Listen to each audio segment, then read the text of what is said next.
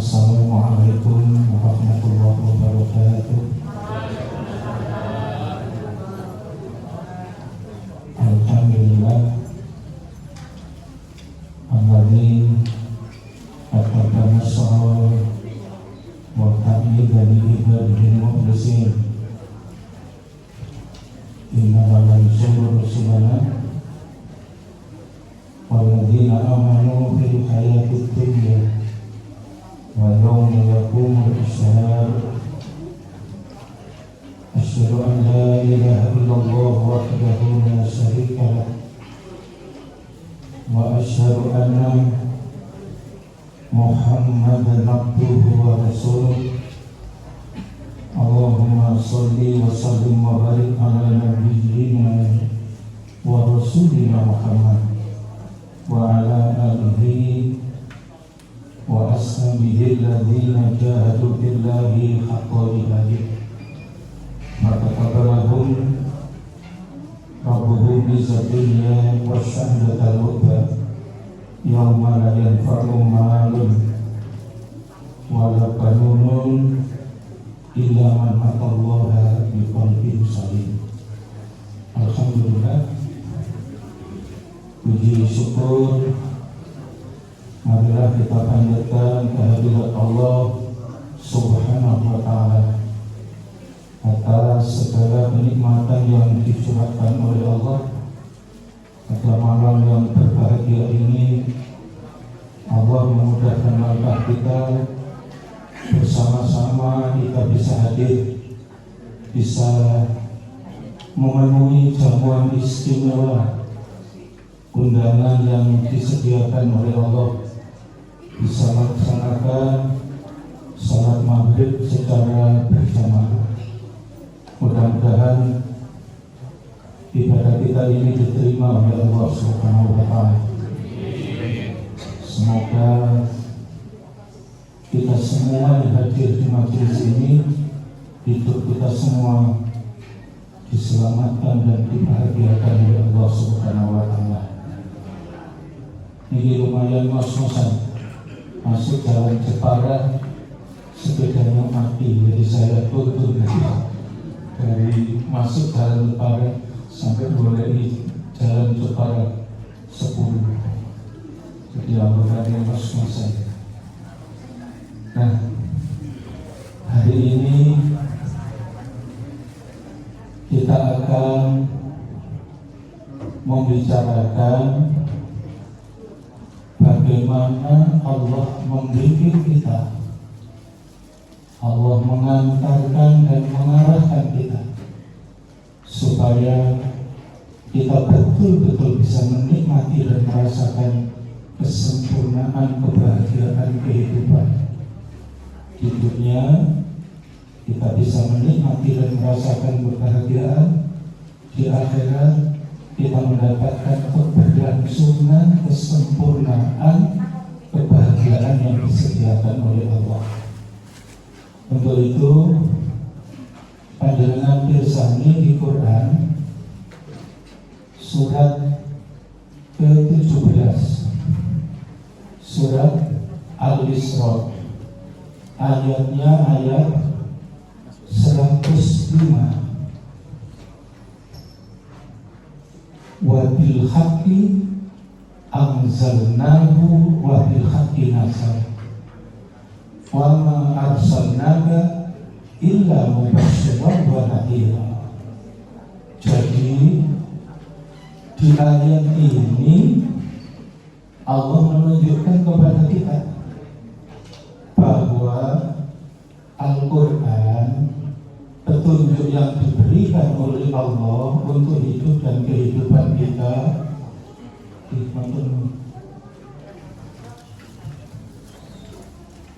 itu diturunkan dengan cara yang benar. Yang kedua, diturunkannya Al-Quran itu semua isinya adalah kebenaran. Coba panjenengan rasakan, jadi luar biasa yang ditunjukkan Allah. Cara turunnya benar, semua isi Al-Quran adalah kebenaran. Sekedar contoh, di tahun kedua Hijriah itu ada 4 peristiwa penting, dan itu jelas. Pertama, pada pertengahan bulan Rajab di tahun kedua Hijriah itu turun Al-Quran surat kedua, surat Al-Baqarah, ayat 144. A'udzubillahi minasyaitonir rajim. Qad nara taqalluba wajhika fis sama falan walliyannaka qiblatan tardaha fawalli wajhaka syatral masjidil haram wa haitsu ma kuntum fawallu wujuhakum syatrah. Ayat ini turun kapan? Tahun kedua Hijriah, pada pertengahan bulan Rajab. Dan dengan diturunkannya ayat ini, maka terjadi penetapan kiblat sholat. Jadi waktu Nabi hijrah ke Madinah, sekian waktu kemudian Nabi itu malam-malam sering melihat ke langit. Ada apa Pak? Rindu kampung halaman. Dulu Nabi hidup di kota Mekah, tiba-tiba sekarang diperintah oleh Allah hijrah di kota Madinah. Dan ketika di Madinah, kiblat sholatnya tidak ke Ka'bah Pak, tapi ke Baitul Maqdis di Palestina. Nah, sejak tahun kedua Hijriah itu turun ayat ini. Qad nara taqalluba wajhika fis sama. Muhammad, sungguh saya sering melihat engkau menengadah ke langit. Meskipun engkau tidak minta, aku paham, aku mengerti. Seolah-olah kapan kembali kiblat ini tidak ke Baitul Maqdis, tapi kembali ke Ka'bah. Maka kemudian tahun kedua Hijriah, pertengahan bulan Rajab, turunlah surat ayat yang menetapkan kiblat sholat tidak berkiblat ke Baitul Maqdis, tapi dikembalikan ke Ka'bah. Jelas. Dan ini menjadi tonggak kemenangan. Jadi kalau umat ini ingin menang, maka kita harus kembali kepada kiblat. Kiblat kehidupan kita yang dipilihkan oleh Allah adalah sholat. Umat ini akan tidak pernah kehabisan energi ketika dia menjaga dan merawat rukuk dan sujudnya kepada Allah. Maka jelas di Quran itu surat ke-48, surat Al-Fat ayat 29. Ciri utama dari umat Nabi Muhammad adalah rukuk dan sujud kepada Allah. Ciri umat Nabi Muhammad adalah menegakkan sholat. Tentu berbeda orang yang rukuk dan sujud kepada Allah dengan orang yang tidak rukuk dan sujud kepada Allah. Tentu berbeda pedagang bisnismen yang rukuk dan sujud kepada Allah dengan pedagang yang tidak rukuk dan sujud kepada Allah. Karena dia punya kiblat kehidupan. Tentu berbeda orang yang rukuk dan sujud kepada Allah dengan orang yang tidak rukuk dan sujud kepada Allah. Sebab jelas Muhammadur Rasulullah walladzina ma'ahu asyidda'u 'alal kuffar ruhama'u bainahum tarahum ruk'an sujada yabtahuna fadlan minallah wa ridwana simahum fi wujuhihim min asari sujud. Jadi nampak hasil dari rukuk dan sujudnya kepada Allah. Coba kalau di kantor orang yang rukuk dan sujud kepada Allah dengan orang yang tidak rukuk dan sujud kepada Allah sangat jauh berbeda. Orang yang rukuk dan sujud mengerti ketika di kantor dia tidak hanya mendedikasikan pekerjaannya, tapi dia sedang beribadah kepada Allah.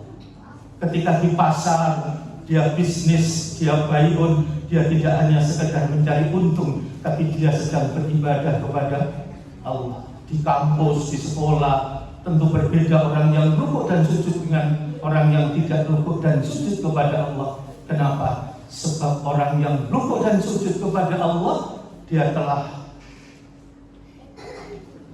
menampakkan sajadah panjang dalam kehidupan, menjadi orang yang betul-betul terawat dan terjaga, akhlaknya menjadi mulia, tanha anil faksari wal munkar, diselamatkan oleh Allah dari segala kehinaan, dan dia menjaga dan merawat hidupnya dalam kemuliaan. Dia mengerti betul bahwa rukuk dan sujud adalah menjadi barometer dan ciri apakah dia tercatat menjadi orang yang beriman atau dia dikelompokkan menjadi golongan orang kafir. Bainal abdi wal kufri tarkus sholat. Yang membedakan ini mukmin atau kafir, tarkus sholat, meninggalkan. Faman tarokaha, barang siapa saja yang meninggalkan sholat, faqad kafar, maka dia dikelompokkan menjadi golongan orang kafir. Jadi sholat tahun kedua Hijriah itu tonggak kemenangan diberikan oleh Allah lewat Allah menetapkan kiblat sholat. Sebab berbeda kiblat kehidupan orang mukmin dengan orang kafir. Itu pertama. Jadi Allah tunjukkan Quran itu diturunkan dengan benar. Kemudian yang kedua, jelas di tahun kedua itu tanggal 10 Sya'ban. Jadi tanggal 10 Sya'ban di tahun kedua Hijriah itu turun Al-Quran surat kedua, surat Al-Baqarah, ayatnya ayat 183 yang mensyariatkan kepada umat Islam untuk menjalankan Siyamul Ramadan. Jadi setelah sholat, kunci kemenangan yang kedua itu apa? Puasa.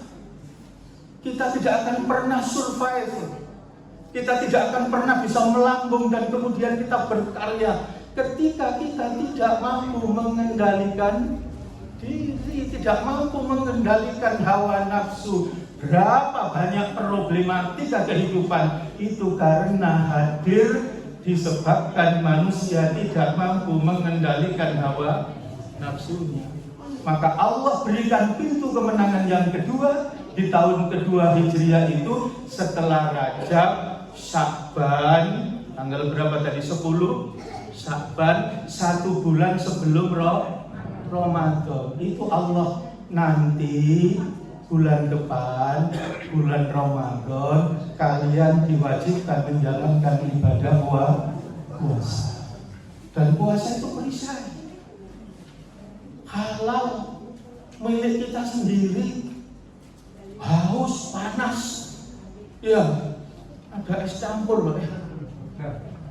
Milik kita sendiri, tapi kita tidak meminumnya, kita menahan diri. Kenapa? Sebab kita dididik Allah. Kita sedang berbuat itu halal, apalagi barang yang haram, apalagi barang milik orang lain. Maka kalau manusia tidak mampu mengendalikan dirinya, bisa dipastikan apa yang terjadi: ketimpangan, kepincangan, kerusakan, bencana dan malapetaka akan hadir dalam hidup dan kehidupan manusia. Dan itu dijelaskan oleh Allah. Panjenengan bisa pirsani di Quran surat ke-23, surat Al-Mu'minun, ayatnya ayat 71. Di situ Allah tunjukkan kepada kita, a'udzubillahi minasyaitonirrajim, walawit taba'al haqqu ahwa'ahum la fasadatis samawati wal ardh wa man fihinna bal atainahum bi dzikrihim fahum an dzikrihim mu'ridun.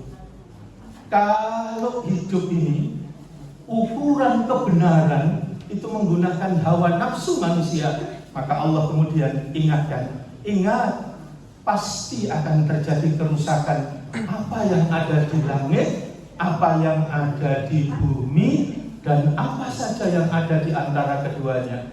Kemudian Allah tunjukkan bimbingannya, bal atainahum bi dzikrihim. Bukankah aku sudah memberi petunjuk? Bukankah aku telah memberi Al-Quran, tapi ternyata banyak manusia yang berpaling dari petunjuk yang diberikan oleh Allah. Karena itu para jamaah, sekali lagi, Quran ini adalah kenikmatan dan kekayaan luar biasa. Kalau orang itu tidak ngerti Pak, sesuatu yang berharga tentu akan disia-siakan. Coba orang potongan seperti saya nggak ngerti harganya batu permata Pak. Tiba-tiba ada teman ngasih hadiah batu permata, padahal itu harganya miliaran tapi bentuknya batu. Ini hadiah dikasih. Kira-kira batu permata yang miliaran itu yang diberikan kepada saya, batu itu saya apakan? Ya saya sia-siakan, tak buat kali wong ngekei hadiah kok batu. Padahal itu batu permata, harganya miliaran. Pertanyaan yang sama, mahal mana Al-Quran, petunjuk yang diberikan oleh Allah, dengan hanya sebongkah batu permata yang harganya miliaran? Tentu berharga petunjuknya Allah, mukjizat terbesar yang tidak lekang dimakan waktu, yang selalu menemani hidup dan kehidupan kita. Itulah Al-Quran, petunjuk yang diberikan oleh Allah. Mudah-mudahan Allah melembutkan hati kita, memberikan rasa cinta kita kepada Allah dengan rasa cinta kita kepada Al-Quran. Rasul memberikan contoh, malam tidak pernah melewatkan tidurnya sebelum membaca Al-Quran. Pagi tidak beranjak dari paginya sebelum melaksanakan amalan yaumi, di antaranya membaca Al-Quran. Rasul tidak pernah menyambut waktu sorenya kecuali dengan membaca Al-Quran. Maka betapa beruntunglah orang-orang yang tidak pernah melewatkan hari-harinya dengan tanpa melewati harinya dengan tilawatil Quran. Nah, Quran itu hakim, penuh dengan hikmah. Sampai coba kita renungkan, sering ini terlewatkan di surat ke-36, surat Yasin. Itu Allah dengan jelas menunjukkan wal Qur'anil hakim. Maka kita harus mendapatkan hikmah. Bagaimana Allah mendidik hidup kita. Yasin itu diturunkan untuk kita supaya hidup kita teratur, supaya kita bisa memetik mutiara hikmah dari setiap apapun yang diberikan oleh Allah untuk hidup dan kehidupan kita. Dan yang menarik, di surat Yasin itu ada sepenggal kisah umat terdahulu yang tidak mau hidup dengan petunjuk yang diberikan oleh Allah, dan kemudian dia hidup memperturutkan hawa nafsunya, sehingga terjadi ketimpangan dalam kehidupan. Hidupnya kacau, terjadi kerusakan, terjadi bencana. Coba panjenengan nikmati itu kisah yang diberikan oleh Allah. Masya Allah, kalau kita baca ayat 13, wadrib lahum masalan ashabal qaryah idja'ahal mursalun id arsalna ilaihi musnaini fakadzabuhuma fa'azzazna bisalisim faqalu inna ilaikum mursalun. Ya Allah, jenengan rasakan lah ndablek kaum, kurang ajari umat di tengah kerusakan, di tengah bencana. Penduduk suatu negeri ditolong oleh Allah, dikirim berapa? Bukan satu Pak, dua utusan dikirim untuk mereka bertaubat, untuk mereka kembali ke jalan yang benar, untuk mereka tidak larut mengikuti syahwatnya, memperturutkan hawa nafsunya. Dibimbinglah oleh Allah, diutus dua utusan. Ternyata itu tidak mempengaruhi mereka, tidak menggoyahkan cara kerusakan mereka. Maka oleh Allah diutus lagi satu utusan. Jadi berapa? 3 utusan. Kurang apa? Satu kaum dikirim 3 utusan. Tapi begitu utusan itu datang, mereka tidak menyambut dengan gembira. Justru yang dikatakan, segera angkat kaki dari tempat ini, tinggalkan negeri kami, tinggalkan kampung kami. Kami mendapatkan bencana, kami mendapatkan musibah, malapetaka, kerusakan di masyarakat kami. Kalau saya mau jelaskan, itu karena kehadiranmu, maka segera angkat kaki. Kalau tidak, maka engkau akan aku rajam. Kalau tidak, engkau akan aku siksa, dan engkau akan merasakan tidak ada siksaan yang lebih pedih dibanding yang nanti kamu rasakan dari penduduk negeri ini. Coba. Itu utusan Allah. Maka kemudian kalau kita ikuti ayat 20, apa itu? Wajah amin aqsal madinati rajul yasa qala ya qaumi ittabi'ul mursalin ittabi'u man la yas'alukum ajran wa hum muhtadun. Lari tergopoh-gopoh Pak, seorang laki-laki dari sudut kota, dia tergopoh-gopoh untuk sampai di negerinya. Jangan sampai terlambat, sebab dia paham betul bagaimana model akhlak dan perilaku penduduk di negeri itu. Dia mengerti betul. Maka kalau dia terlambat sedikit saja, maka 3 utusan itu pasti sudah akan dibantai. Dan betul, begitu sampai di negeri itu, dalam beberapa riwayat tafsir, laki-laki ini namanya Sirin An-Najjar. Sirin An-Najjar itu kemudian mengingatkan kepada kaumnya, kenapa engkau mengatakan bahwa segala bencana dan kerusakan itu disebabkan oleh para utusan itu? Padahal sesungguhnya kalian mengerti bahwa kerusakan itu terjadi karena ulah kalian sendiri. Maka utusan itu dikirim oleh Allah untuk menyelamatkan hidup kalian, supaya kalian bertaubat kembali ke jalan yang benar. Apa yang dikatakan Sirin An-Najjar tadi? Ittabi'u man la yas'alukum ajran wa hum muhtadun. Ikutlah para utusan Allah itu, jangan engkau tolak. Sebab yang pertama, mereka ajron, mereka tidak minta imbalan. Apa yang diminta dari kalian, apa yang dirampas dari kalian, tidak ada kan? Mereka betul-betul ingin mengantarkan kalian bertaubat kembali ke jalan yang benar. Dan yang kedua, kalian sungguh harus ikut. Kenapa? Sebab mereka adalah orang yang benar. Kenapa mereka orang yang benar? Sebab mereka muhtadun, orang yang mendapat petunjuk. Tapi apa yang terjadi? Jangankan orang seperti Sirin An-Najjar, 3 utusan itu langsung dibantai. Sirin An-Najjar juga dibantai. Maka di surat Yasin ayat 20-28 itu ditunjukkan oleh Allah betapa manusia yang hidup melampaui batas itu dibinasakan Allah dengan cara yang mudah. Tidak dengan tsunami, tidak dengan pasukan-pasukan besar, banjir dan segalanya. Di surat Yasin itu ditunjukkan cukup dengan teriakan, dengan bunyi, dengan suara yang kecil, dan mereka semua binasa. Para jamaah, inilah yang ditunjukkan oleh Allah sebagai pelajaran bagi siapa? Bagi umat Nabi Muhammad. Hendaknya umat Nabi Muhammad harus mengikuti petunjuk yang diberikan oleh Allah. Jika kita hidup dengan petunjuk yang diberikan oleh Allah, maka yang terjadi adalah apa? Hidup ini akan tertata, hidup ini akan teratur, hidup ini akan terukur dalam keseimbangan yang sudah ditetapkan oleh Allah. Seperti yang ditunjukkan ayat 38, ayat 39. Wasyamsu tajri li mustaqarril laha dzalika taqdirul azizil alim wal qamaru qaddarnahu manazila hatta ma'adakal urjunil qadim. Allah sadarkan kita manusia. Manusia itu berdiri di bumi.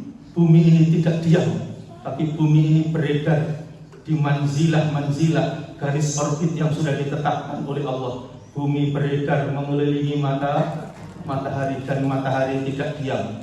Dipikirnya matahari terus meneng, kabeh muter mengelilingi matahari, matahari laya-laya ngombe kopi. Mataharinya juga berjalan. Dan di surat Yasin itu Allah sadarkan kepada kita bahwa matahari yang diciptakan oleh Allah tidak hanya satu, tidak hanya dua, tidak hanya 10, tidak hanya 1 juta. Mataharinya saja bermiliar-miliar matahari. Dan masing-masing matahari beredar dikelilingi oleh planet-planet. Mereka tertata, teratur, terukur dalam manzilah. Maka adakah kepantasan bagi kita manusia kemudian kita menolak, membangkang, tidak tunduk dan taat kepada Allah? Sehingga tidak berlebihan. Di surat ke-17 surat Al-Isra ayat 105 tadi, wa ma arsalnaka illa mubasysyiran wa nadhira. Dan tidaklah diutus Nabi Muhammad kecuali apa? Menggembirakan, memberikan kabar gembira bagi siapa? Orang yang hidup benar, teratur, mengikuti aturan petunjuk yang diberikan oleh Allah. Sekaligus wa nadhira, dan menyelamatkan dengan cara memberi peringatan supaya hidup dengan petunjuk yang diberikan oleh Allah, tidak hidup memperturutkan hawa nafsunya. Nah, para jamaah, jika hidup kita teratur, mengikuti petunjuk yang diberikan oleh Allah, tentu kita mendapatkan apa? Kegembiraan dan kebahagiaan sempurna. Dan tidak ada kegembiraan dan kebahagiaan melebihi ketika kita kembali kepada Allah dan kita dimuliakan oleh Allah, dimasukkan ke dalam surga. Maka panjenengan pirsani nikmatnya surga itu. Ayat berapa itu? Ayat 55, 56, 57, 58. Masya Allah. Itulah hidup yang sesungguhnya. Itulah kenikmatan yang sesungguhnya, yang diimpikan dan diidam-idamkan setiap orang, bahwa setiap orang ingin dicatat dan dikelompokkan menjadi golongan ashabul jannah. Inna ashabal jannati yawma fi suhulin fakihun hum wa azwajuhum fi dhilalin alal ara'iki muttaqin lahum fiha fakihatu wa lahum ma yad'un salamun qaulan min rabbir rahim. Ya Allah, nikmat sak tingkah, sak pola, setiap gerak-gerik kita, semua apa kerentak keinginan kita, semua adalah kenikmatan dan kebahagiaan. Dan itu menjadi impian dan dambaan setiap orang. Nah, penghuni surga, maka kalau kita ingin bagaimana Allah menunjukkan kepada kita siapa orang-orang yang dimasukkan oleh Allah ke dalam surga. Pertama, yang masuk surga itu adalah orang-orang yang dalam hidupnya betul-betul taat kepada Allah.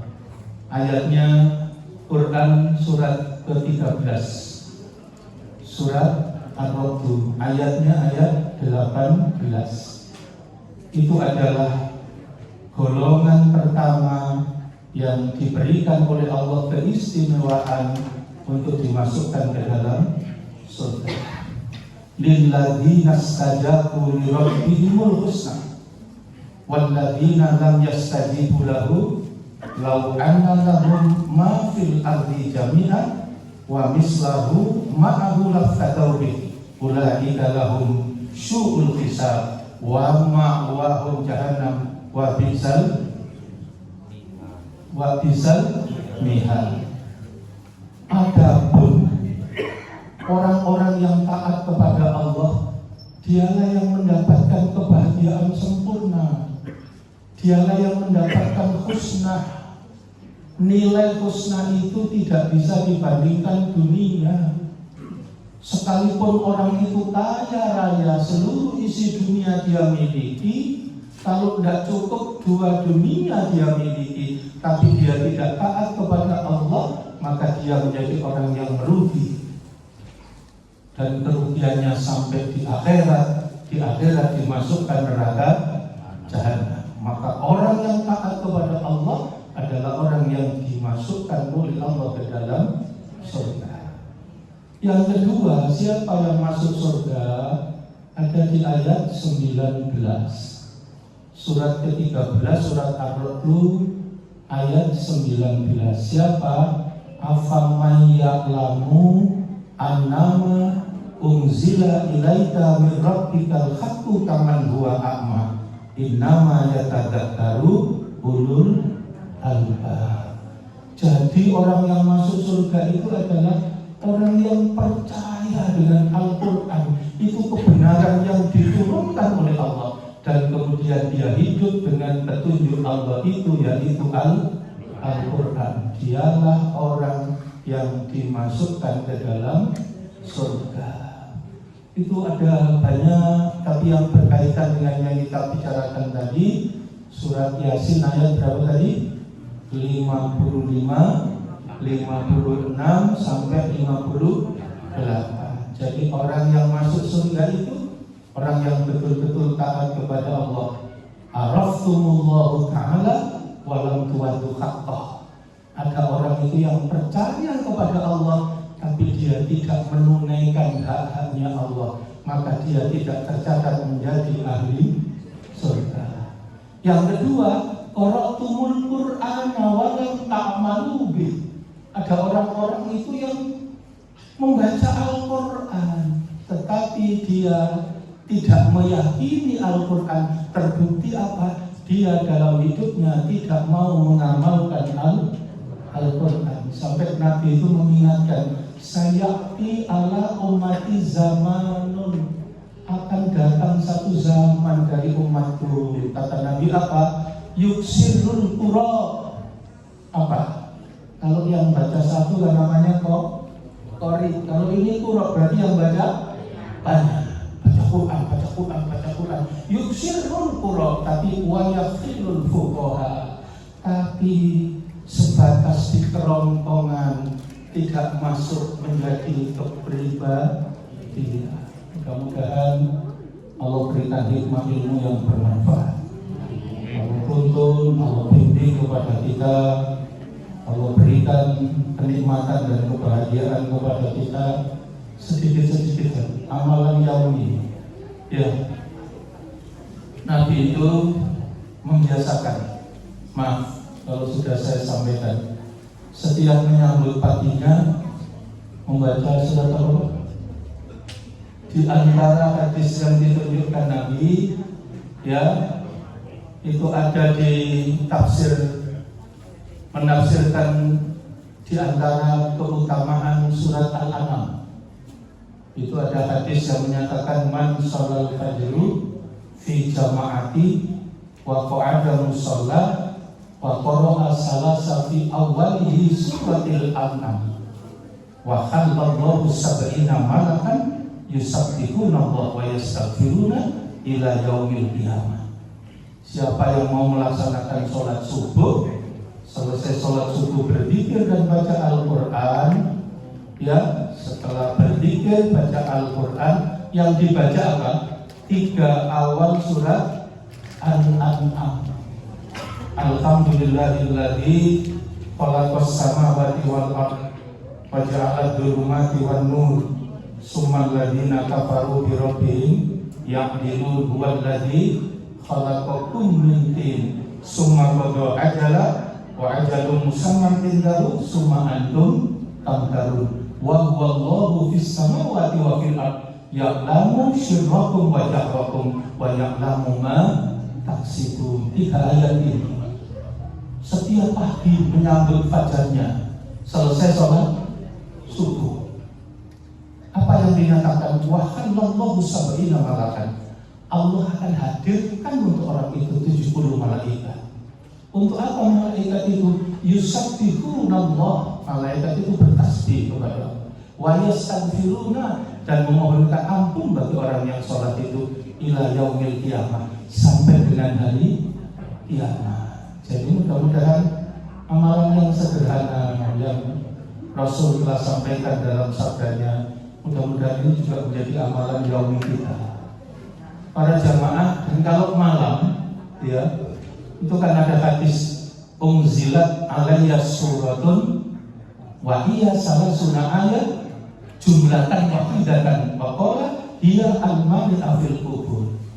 Telah diturunkan kepadaku satu surat 30 ayat, maksudnya adalah surat Al-Mulk. Istimewa, apa istimewanya? Jumlatan wahidatan, 30 ayat, tapi oleh Allah langsung diturunkan sekaligus. Rasul kemudian melanjutkan sabdanya, wa qala hiya al-mani'a fil kubur. Nama lain dari surat Al-Mulk itu al-mani'ah. Di surat yang lain disebut al-munziyah, artinya yang mencegah, yang menyelamatkan dari siksa kubur, dari apa? Dari dahsyatnya azab api di neraka. Coba. Alam barzah itu, alam kubur itu nasihat luar biasa.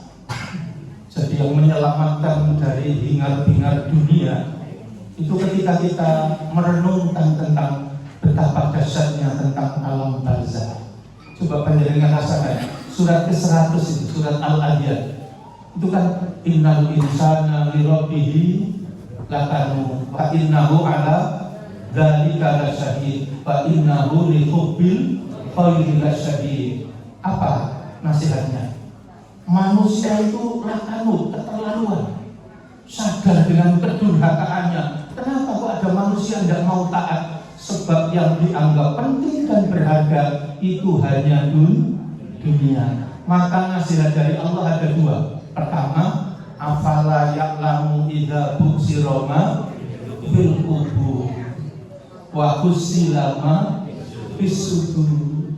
Pertama yang bisa ngering manusia dari segala tipu daya dunia yang menyakiti dan menjangkiti kehidupan manusia sehingga tidak mau taat kepada Allah, itu adalah alam barzah, alam kubur. Coba Bu, tempatnya sama, tapi kata Nabi ada orang itu yang di alam kubur itu ditempatkan di apa? Belum divonis, belum diadili masuk surga atau masuk neraka, tapi sudah merasakan suasana surga karena dia ditempatkan di salah satu taman di antara taman di surga. Jadi podo perjalanan dari satu negara ke negara, ditinggal sementara di lobi, ada yang tempatnya nyaman, AC-nya apa terpenuhi, ruangannya luas, harum. Ini juga gitu di alam barzah itu sudah ditampakkan apa indah dan nikmatnya surga, di dalam taman surga, senang gitu. Tapi kata Nabi sudah diingatkan, orang yang durhaka maka ketika di alam barzah itu juga menjadi alam yang sangat mengerikan. Kenapa? Sebab dia ditempatkan seperti di salah satu parit di antara parit di neraka. Podo-podo nunggu Bu. Tapi ini ruangannya sempit, pengap, AC-nya rusak. Misalnya ya, kalau pecah-pecah tikus yang metu kabel, kecoa yang metu, masya Allah, podo-podo di masa tunggu. Dan itu kalau nunggunya lama bagaimana?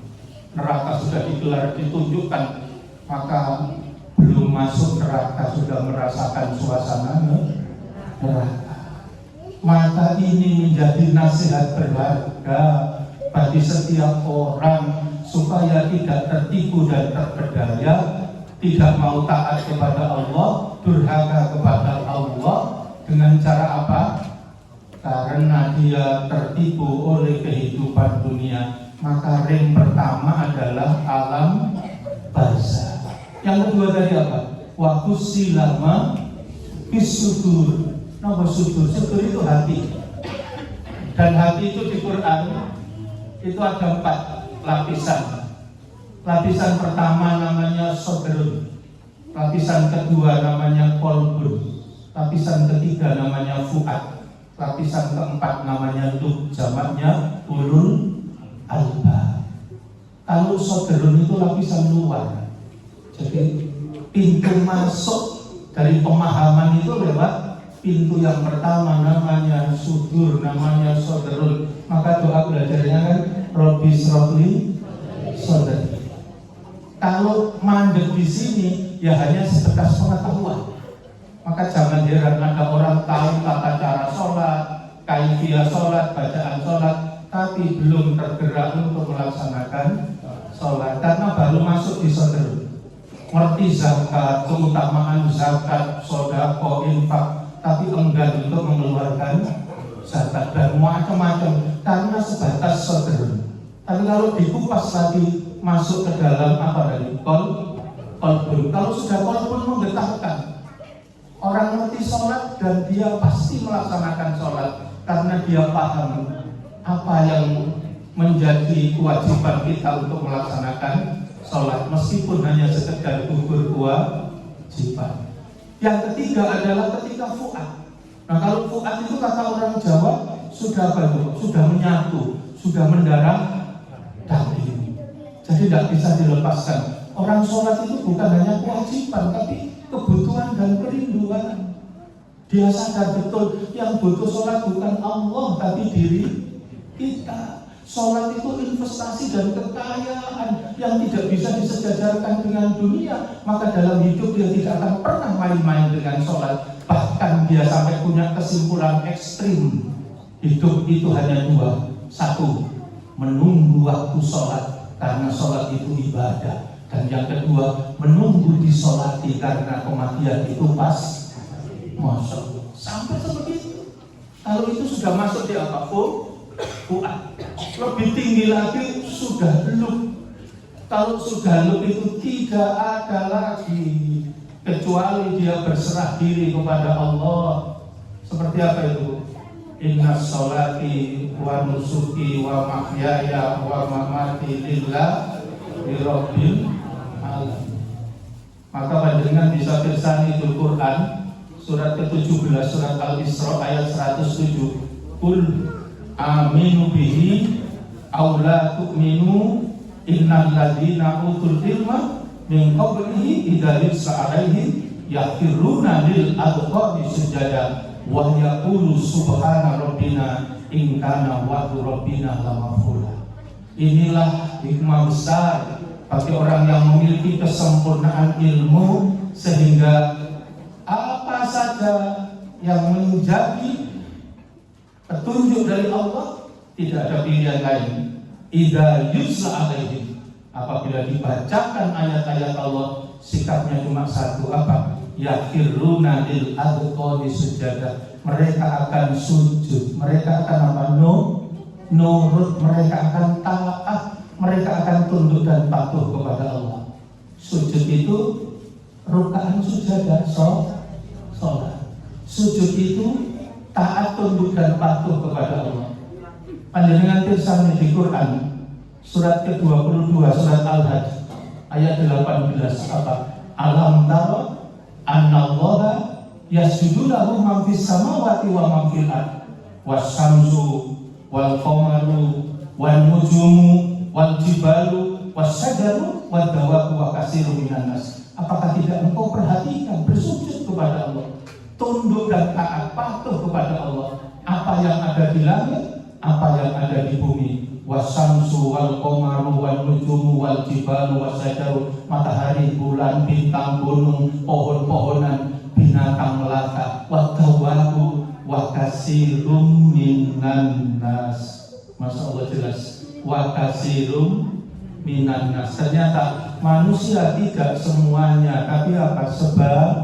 Sebagian. Hanya manusia yang sebagian. Wa katsirun minan nas. Padahal semua diciptakan oleh Allah sebaik-baik penciptaan. Ternyata ada sebagian yang bersyukur, ada sebagian yang kufur, ada yang beriman, ada yang kafir. Dan itu dijelaskan oleh Allah. Quran yang membicarakan tentang manusia. Quran surat ke-76 surat Al-Insan, hal ada alal insani khinum minad dahri lam yakun syai'an madhkura inna khalaqnal insana min nutfati amsyaj nabtalihi faj'alnahu syami'an basira inna hadainahu sabila imma syakira wa imma kafura. Ada yang beriman, ada yang kafir. Mudah-mudahan Allah meneguhkan keyakinan kepada kita, Allah meneguhkan keimanan kepada kita, Allah menyelamatkan dan membahagiakan hidup kita. Hidup kita menjadi hidup yang diberkahi oleh Allah. Mudah-mudahan Allah paringi kita dengan rahmat-Nya. Semua yang kita lakukan dicatat oleh Allah menjadi amal soleh. yang diridhai oleh Allah. Allah jaga diri kita, Allah jaga pasangan kita, Allah jaga keluarga, anak cucu dan keturunan kita. Mudah-mudahan cita-cita kemuliaannya diijabah oleh Allah, dibahagiakanlah hidupnya dalam kebahagiaan dunia sampai akhirat. A'udzubillahi minasyaitonir rajim. Allahumma ja'al awwala hadza yawma salata wa awsatuhu falaha wa akhiruhu najata wa as'aluka khairat dunya wal akhirah ya hayyu ya qayyum bi rahmatika astaghis aslih lisani kullahu fala taqilni ila nafsi tarfata ain rabbana zalamna anfusana wa lam taghfir lana wa tarhamna lanakunanna minal khasirin rabbana atina fid dunya hasanah wa fil akhirati hasanah wa qina adzabannar walhamdulillahi rabbil alamin. Subhanakallahumma wa bihamdika asyhadu an la ilaha illa anta astaghfiruka wa atubu ilaik. Assalamualaikum warahmatullahi wabarakatuh.